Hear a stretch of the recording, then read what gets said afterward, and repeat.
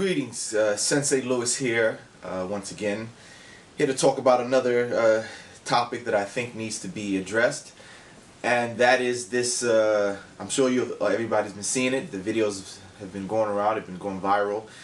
And that is this new trend, or this new thing going on called the knockout game.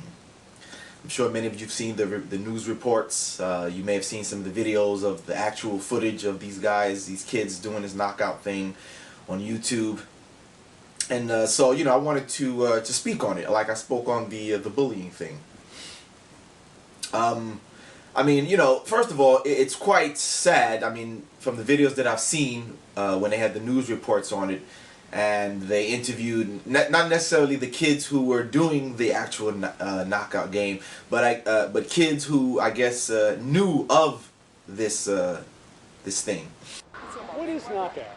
The game knockout is like when people bowling, like they try to see where their hands goes at, and whoever come walking down the block or something, they just knock them out. What's the point? Like, for the fun of it, like for little kids to run around, hit people, and knock them out. Even though they shouldn't be doing it, but people do it. Yeah. Why? Because they think it's funny. They think it's funny, like... They think it's amusing, that's what they think. It's just more like picking a target that is alone, defenseless. They just go, boom, when it's the right time and the right place. It's not anger, it's... Nah. It's just something when people ball like. It just sounds like you just can't be around the wrong crowd, because the wrong crowd, they'll gas them up the door. They just want to see if you got enough strength to knock somebody out. It could be anybody. It could be a mother with her children. It could be a guy. I know one time they got the UPS guy. Well, what's the point? I mean, really, is it just a macho thing of kids? It's a macho thing. And you know, from what they were saying was that the kids do it, you know, just for fun, because they're bored, because they have nothing else to do. So they go around and dare each other to try to see if they can knock somebody out with one hit. And so, you know, the kids go around and do it. Now, that's pretty sad that they can't find anything better to do than to, you know, to entertain themselves by walking around and trying to knock somebody out, you know. So that's number one. The second thing is that, you know, I mean, wow, the only word I can think of is stupid. How stupid could you be? And how, you know, where's their thinking at? You know, don't they realize that, you know, you can hurt somebody seriously by hitting somebody like that? I mean, some of the videos that I've seen where people are getting knocked out, I mean, the people are getting cold knocked out. I mean, straight cold knocked out, where they just fall straight out and bam, you know, there's no catching you. They don't put their hands out to catch themselves. They're falling flat out on the concrete, hitting their head on the curb. One guy saw the teacher. They said it was the teacher. He's walking, and the group of kids are walking his way. And right as they pass, one of the kids jumps out. Bam! I mean, he clocked him, and the guy was out. I mean, he was out. He just fell face first right into looked like his head hit the like little sidewalk there. And the kids just kept on walking, laughing, walking it. And I'm like, to a certain extent, to me, this also seems just like straight up evil. You know what I mean? Like these guys, like these kids is, like, they just straight up evil. You know, how the hell can you just knock somebody out for the hell of it, for the fun of it, and then keep on walking, laughing and joking? Idiot, don't you realize that guy could die? A person without no resistance, just falling all body weight, no resistance, falling straight out, face first, head first into the concrete. You could kill that person, you idiot. Find out with yourself in jail. And so it's like, are they even considering? Obviously they're not. They're not even reconsidering the repercussions that number one, you're hurting somebody. Number two, that person could get killed and your ass winds up in jail.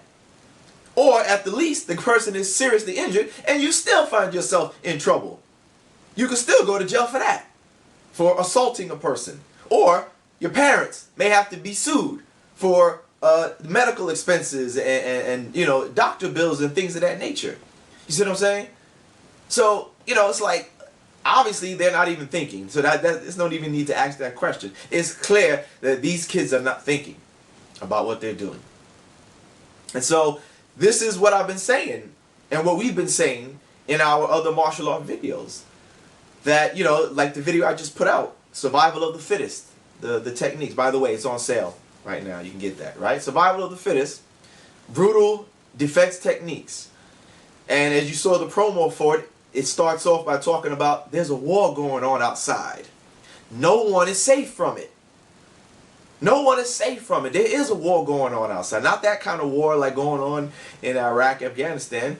But there is a war in our society between those who want to be law-abiding, peaceful people and others who are senseless, violent idiots with no purpose to their cause. They're not doing it for a cause. You know, it's just senseless violence. So there indeed is a war going on outside. And you're either going to be a victim of it, or you're going to do something to take a stand and be able to defend yourself in this war. But like I said, this is a reflection. This is what's happening to our society. You know, the violence is just crazy. It's just getting out of hand. Who knows how much more worse it's going to get. I mean, really, this is such a senseless and idiotic thing that these kids are doing. And the other thing, too, that I wanted to mention, too, is, as I said, that it's just senseless, is that, you know, I've seen some videos or some people posting things, and some people want to make it a race thing. You know, oh, it's the black teens walking around knocking out white people. Well, for what I've seen, I haven't seen any evidence that that's their agenda, that they are, you know, that they have a political, racial agenda and say, hey, you know what, we're just going to target white people and just knock white people out because of, you know, some revenge or some racial motivation. It appears that, and for what I've seen, they're not just knocking out white people. They're knocking out whoever the hell that they, like they said, somebody just, hey, go get that guy right there, and they just do it. So I've seen from different states, you know, some Hispanic, Latino people get knocked out in certain cities. Yeah, some white people are getting knocked out. Some black people are getting knocked out. So it has nothing to do, you know, those who want to try to make it a racial thing. That from what I've seen of the evidence, there's nothing that suggests that this is being done, you know, based on some political, racial motivation. You know, in other words, like a neo-Nazi or Ku Klux Klan agenda of young black teens say, hey, you know, we're going to target white people, you know, because of some racial motivation. You know, it just appears to be stupid kids with nothing better to do trying to knock people out. All right, so I want to make that clear. Now, the next thing I want to get on is the second part is that, you know, I want to, as I made a call on Facebook yesterday, which was the 20th. Excuse me, the 21st. I made a call on Facebook to other martial artists, other instructors, to offer some tips and techniques, regardless of their style. Matter of fact, I would like to see, that would be interesting to see what the different styles can offer as a possible defense for this particular phenomenon that's going around. So I said, you know, regardless of your style, you know, let's put up some videos. Let's us as instructors put up some videos where we can offer some tips to the general public, you know, and of course our students as well, that could help them possibly make themselves aware of and prepared to defend themselves from such an attack. Okay. The other thing too, so just some basic things that I'll give you right now, is that the number one thing is awareness, is being aware. A lot of people who got knocked out were caught totally unawares. Okay, like the teacher, the one with the teachers walking past, he obviously had no idea that that was going to happen to him. He probably just thought they were students walking towards him, and bam, one of the students just jumped out, pow, and he was caught out there. So, you know, not saying that you want to be paranoid, but there has to be an awareness of your surroundings. So, in other words, in that situation, what could have helped him prevent himself from getting caught in that situation was, although he probably saw them as students, still have your guard up. You're walking past a group of people, have your guard up. Be prepared as you walk past. You might want to take a glance and just keep your eye on them.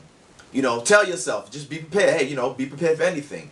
I mean, the way they were walking was kind of narrow, so it wasn't really too much space. But again, he still, he could have been aware and walked closer to the wall. Just some pointers that could have helped and could help anyone in a situation like that. It's just your awareness, and especially now that it's out that this is what's happening. Now people can also put themselves prepared that, hey, watch out for some kid walking up to you might try to knock you out. Okay. Another thing too that I want to stress too is don't relegate your awareness to only black teens. Okay, that's another thing that a lot of people also find themselves getting caught, because if you relegate yourself only to black teens, since this thing is viral, you don't know who is going to wind up catching on and trying to do this stuff. You see what I'm saying? Because it appears that this is happening in the inner cities. So in the inner cities, there's white kids, there's Spanish kids, Puerto Rican kids, Mexican kids, Dominican kids, whatever. So it could be anybody. Since especially now that it appears that this is catching on, you don't know who might try to attempt to start playing this game. So the best thing to do is be prepared, because if you limit yourself and say, okay, well, only when I see black teens, I'm going to watch out. Well, then bam, then all of a sudden some white teens start doing it, and then you get caught unawares because you were only expecting, you were only thinking that, oh, well, let me look out for black teens. So no, be aware of your surroundings, period. Don't underestimate who it could come from. Don't limit your awareness to a particular race of people or a group of people. No, because obviously, as we all know, outside of this phenomenon, killers come in all colors, all races. Serial killer could be white, black, whatever, right? A thief could be any. So in this situation, don't limit yourself to just saying, okay, when I see black teens. No, be aware of your surroundings, period, because you don't know who might try to play this game on you. Or, matter of fact, not only just on this game, you don't know who might try to do something else to you. So it's best to always just be prepared of your surroundings, regardless of the appearance of the people. You just never know. Okay, so that's one thing. The main thing is awareness. Being aware of your surroundings, looking out, where you walk and being aware. I saw one of the other instructors made a good point, is that a lot of people are caught up in their phones nowadays, walking around in their phones and tablets and laptops, and you walking around and you blah, blah, blah, blah, So that's another thing. Put the damn phone down while you walk in the streets and be aware of your surroundings, right? Be aware of your surroundings. Don't think that everybody can be trusted, and so, hey, I can walk on my phone, la la la, and texting and all. No. Be aware. Put the phone down. Text when you get a moment where you can stop or something and be in a secure place, or possibly secure, where you can then handle that. Just like they say about texting and driving. If you need to text, pull over and do that. Same here. You need to text, stop where you're at, go inside a store or some, somewhat secure, location, and then send your text or whatever the case may be. Okay, so the first key is being aware. All right. Now, obviously, I can't show you any techniques right now because I'm here talking. But what I'm going to do is, after I do this video, I'm going to post up video from that we have, one of our videos, which is called the Triple R, Ninjutsu Triple R. And the Triple R stands for ready, reaction, and response. The Triple R.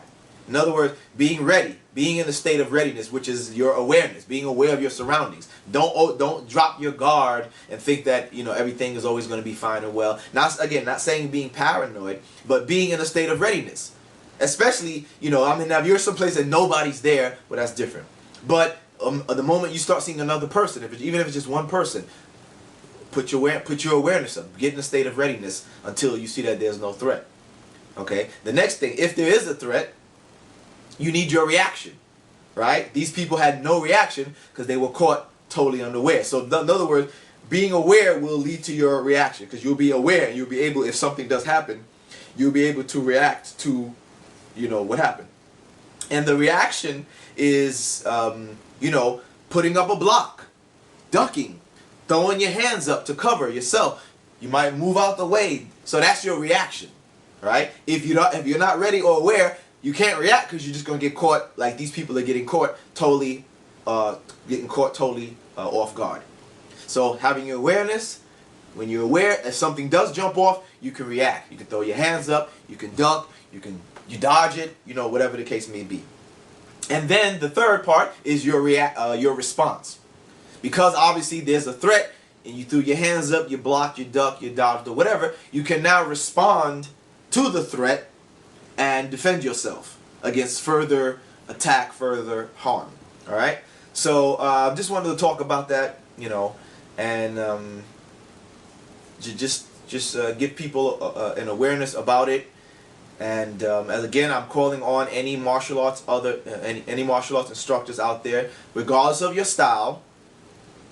Can we as martial arts instructors, as teachers, as teaching people how to defend themselves, make some videos to give people tips, you know, advice, and some techniques on how to potentially protect themselves against this crazy and sick game known as the knockout game. All right. So thank you. That's Sensei Lewis signing off. Again, as I said, one video that I recommend that we offer is the Triple R. And just look for it, Ninjutsu Triple R Defense. Okay. There actually is a part one, volume 1 and volume 2 that you can take a look at. But what I'm going to do, as I said, I'm going to show some clips from the Triple R1 that'll give you some pointers. And if you feel that you think it's useful for you, you can then go ahead and get the full lesson on the DVD.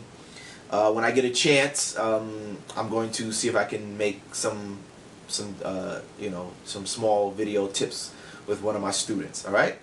So again, any instructors out there, I'm asking if we could, as instructors, make some videos to help give some tips and advice and some techniques from the various styles to help people possibly defend themselves if someone attempts to perpetrate this violent game upon them.